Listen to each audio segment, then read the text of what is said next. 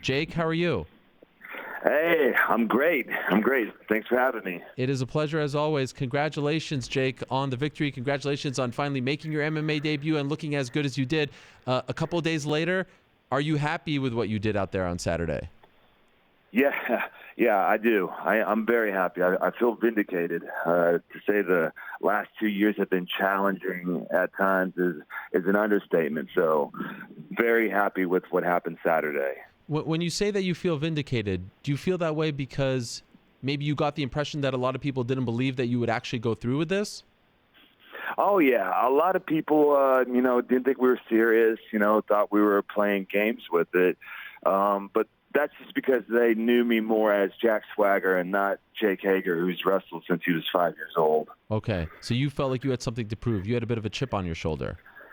I think anybody who steps in that octagon has a chip on the shoulder, has something to prove. It kind of takes that mindset to go in there and calmly say you're going to war with someone else. But me, I feel more vindicated because, I took a major pay cut for that exact opportunity to step in the octagon. And I'll be honest, there were times where it was challenging, where I would say to my wife, I shouldn't have left, and she would remind me why we did. And Saturday was awesome because of that. Could you give me a sense how big of a pay cut it was? Well, the independent wrestling is very high right now, and it's growing. But, to go from, WWE, where I was working full-time 200 days a year, where every day you're getting paid because of that, it was enough to take about a year and a half to recover from. Wow. As in a sense of adjusting your normal lifestyle. Okay. As far as the experience goes, like fight week experience, now we're talking, Tuesday, Wednesday, Thursday, Friday, just leading up to the fight. We'll get to the fight in a second and being in the back and all that. But the whole experience of going through with the fight, big fight, LA, all that stuff and more, did you enjoy the process? Yes, I had a great time. I had so much fun, and a lot of it was, like you said, seeing all my friends from the past 12 years come out and really stand up for me. But a lot of it too was because I knew I was ready, and so I could just sit back and enjoy it because this is cool. Fight week is cool, and so I really was able to sit back and enjoy it.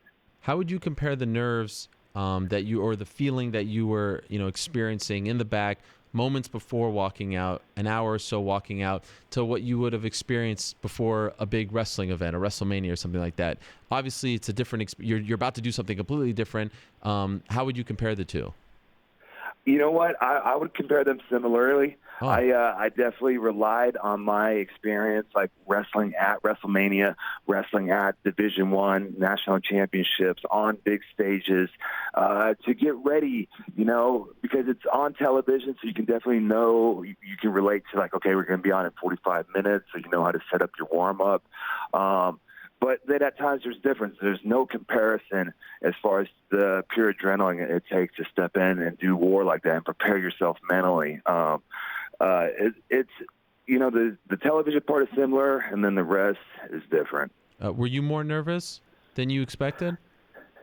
My coaches complimented me, said that they could not believe how calm I was. You look at me in the cage, and I almost feel like I was smiling most of the time before the fight started. I was really enjoying it, like really enjoying it. Like, I had a good time. I thought it was fun. I was very zoned in on my opponent. I didn't hear any of the crowd.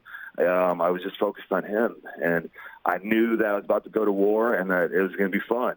I mentioned earlier that your old friend, R-Truth, Ron Killings, walked you out, sung his song as you were making your entrance. How did that come about? You know what? The squeaky wheel gets the oil.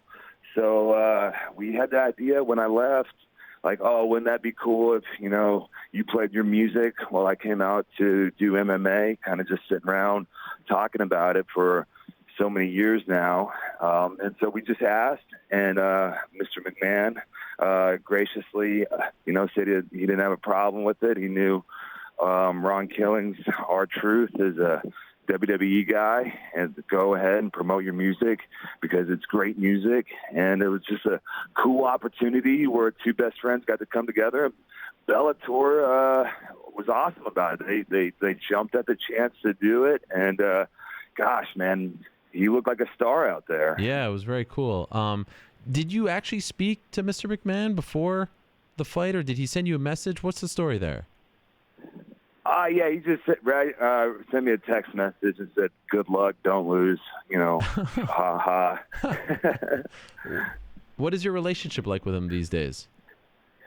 That was the first time I had talked to him since we had left the company. I've been in touch with so many people, from talent relations and whatnot. Since I left, we left on a good note. We just disagreed about one thing. And other than that, obviously they like me. Otherwise, they wouldn't let their talent come to one of the coolest entrances in MMA for me. Right. What did you guys disagree on? Well, I left because I felt like I wasn't able to showcase my talent, that I am a wrestler since 5 years old and that I can dominate. But ultimately, we're all doing this for money. So I thought I was worth something, and they didn't agree with that. And then I told them I would leave and go do MMA, and I demonstrated my value on Saturday night. So you were proven right. Thank you. Yeah. Okay, so you go out there, you actually fight, you do what you had to do. Was that how you thought the fight would play out? Did you think that you'd be able to submit him rather quickly? Over the last 2 weeks, my ground game really improved, and so that became a major focal point of the strategy. I definitely wanted to get him against the cage quickly, and right from the beginning, he almost put his back on the cage. And so I was like, oh, this is great, but what's he trying to do? So I thought he was trying to sucker me in and get a quick 1-2 on me, which he did. I just want to say the best about J.W. Kaiser. I thought he was a class act. He definitely had very fast hands, and he surprised me with a quick combo there right before I got him to the cage. But I wanted to use the cage to take him down, and I had a series of submissions that I was going after. Did he ring your bell at all there? It didn't ring my bell. It bloodied my nose. Okay. The first one bloodied my nose, so he definitely got a good shot in on me. I was able to take it and just keep moving forward. I panicked just 1 second when you see my knee go down when I had him up against the cage, but then the ankle pick came right there to me, so it worked out even better than trying to finish a double leg. Did you speak to Scott Coker after the fight? Yeah. I happened to run into Scott Coker as we were both leaving. He asked me if I had fun. That sounds like a Scott question. But overall, it seems like he's very happy with what you did. You know what? I think we all knew it was going to make a big splash in the wrestling world and in the MMA world. But I don't think anyone expected the outpouring love and just coverage that it got from so many, not just wrestling fans, but also like a lot of media. And it was really cool to be a part of. Definitely stroked my ego. I feel like a top guy. Wait, can't say that. But it was really cool to like have that coverage and to really just be myself and have fun with it and enjoy it. So do you want to do it again? Absolutely. I want to fight in 3 months. Keep the momentum going. I'm already in shape. I feel like I want to fight top guys. I know I have a ways to go, but it's exciting. Where am I going to be in 6 months? Where am I going to be in a year? I think I'm going to jump levels very quickly now, especially since I had that first fight under my belt. And with an 82-inch reach, it's going to be hard to hide from me. So I hope to learn how to utilize that to the maximum capability. And with Bellator, do you have a multi-fight deal? Yeah, we have 6 fights on this contract. Okay. But we can always renegotiate. That's true. Are we going to renegotiate after this one, before the next one? Is that the plan? I have to talk to my great agent, Yes. Danny Rubenstein, Yes. who did an amazing job of setting this all up for me, finding the perfect company for me, Bellator, and just making magic happen like Danny Rubenstein does. Yes, Ruby SC, where dreams are made. Oh man, where dreams are made. Okay, so you want to actually do this? Does that mean that you're taking a break from the wrestling stuff, or are you going to do them both? Because I know you're still very active on the indie scene. Yep. Right now, this is going to definitely be my focus. I know independent wrestling is really changing right now, and it's really exciting to be a part of. And so I don't want to miss out on any of that. But I think if I can focus, like I said, for the next 6 months to a year and almost stay home and train and keep doing what I did for the last year and a half, which was getting off my ass and working, I can really turn some heads. I mean, I want to be Bellator heavyweight champion. That's the goal. So, I'm going to work for that. So in your mind, how long do you think it would realistically take for you to actually achieve that goal? To get ready to fight a champion like Ryan Bader, I would say a year to a year and a half, I could be ready for that. But at the same time, I might surprise myself and really jump some levels here very shortly. I'm very confident in my wrestling.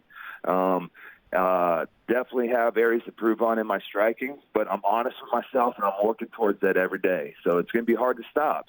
To be honest, a year and a half to get to somewhere, like where Ryan Bader is currently, that's not that long. I was expecting you to say a little longer. Well, I mean, it's a small window to do this. I'm 36, turning 37. My body is in the best shape ever, so it's responding to everything I do. So it's kind of like one of those magical things. We'll wait and see where it goes. Okay. And by the way, we're looking at your picture right now. You did stick with the We the People gimmick, if you will, and you did have the hand over your heart. Why did you decide to do that? And did you have to get some kind of permission to do that from WWE? No permission. We the People is public domain. It's any American, you can use that. I wanted to embrace my past. I felt like I was more known as Jack Swagger, so it's easier to continue that brand. Mm-hmm. And hopefully one day, as we discussed in the past, I'll fight under Jack Swagger. Even though Jake Hager's pretty cool, yes. I got some nickname ideas that would go with that.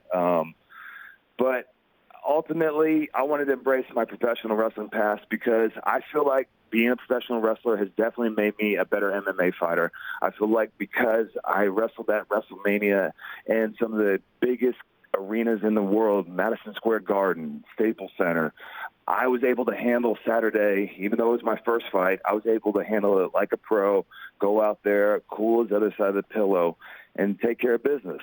So why run away from that? I agree. Now, why couldn't you go as Jack Swagger for this one? Because I don't own the intellectual property rights for Jack Swagger. Okay, you're working on that. Yes. Okay. You feel confident you'll get it? It's a lot of legal talk, but I got great lawyers like my sister, Tessa Hager, Okay. helping me with it. And so I feel confident in her. Okay. And just curious, We the People under this, umbrella, the MMA version, I'd imagine it doesn't mean the same thing as it did in your WWE life, right? What does it mean, right, in the 2019 Jake Hager We the People? What does that mean?